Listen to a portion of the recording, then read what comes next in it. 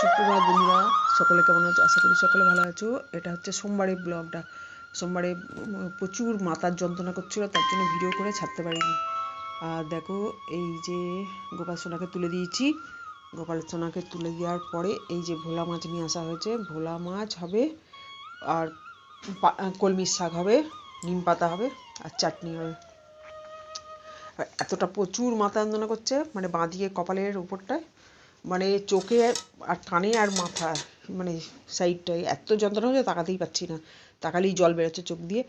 কোনো রকমে রান্নাটা করেছি, দিয়ে আর ভিডিওটা ছাড়তে পারিনি।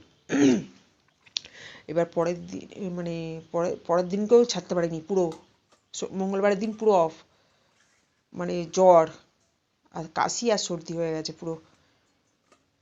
আর তারপরে এই যে রান্না করেছিলাম ভোলা মাছের ঝাল, আর কলমির শাক, নিম পাতা, আর এই যে টমেটোর চাটনি।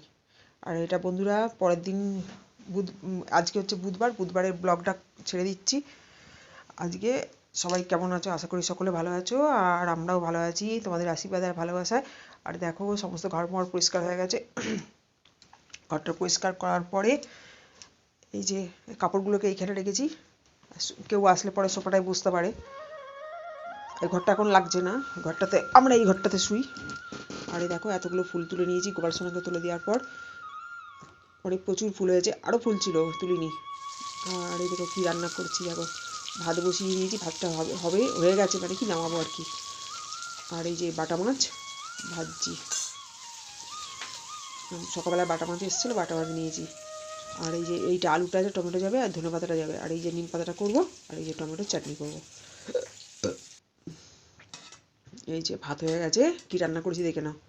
আর কালকের একটুখানি পাঁপড় আছে, কালকে মঙ্গলবারে নিরামিষ হয়েছিল। এই যে একটুখানি পাঁপড় আছে, হয়ে যাবে। আর এই যে টমেটোর চাটনি, নিম পাতা মাখা আলু সেদ্ধ দিয়ে, আর এই তো মাছের ঝোল, বাটা মাছের ধনে পাতা দিয়া। ব্যাস, চলো বন্ধুরা খেয়ে নিচ্ছি, খেয়ে নিই। আজকে একটু শরীর আজকে ভালোই আছে, শরীরটা ভালো, আজকে খারাপ নেই। মাথা যন্ত্রণাও নেই আর জ্বরও নেই। দুখানা প্যারাসিটামল খেয়েছি, আর খাইনি। এই যে খেতে বসে গেছি, খেয়ে নিয়ে তারপরে তোমাদের সঙ্গে আবার কথা বলছি।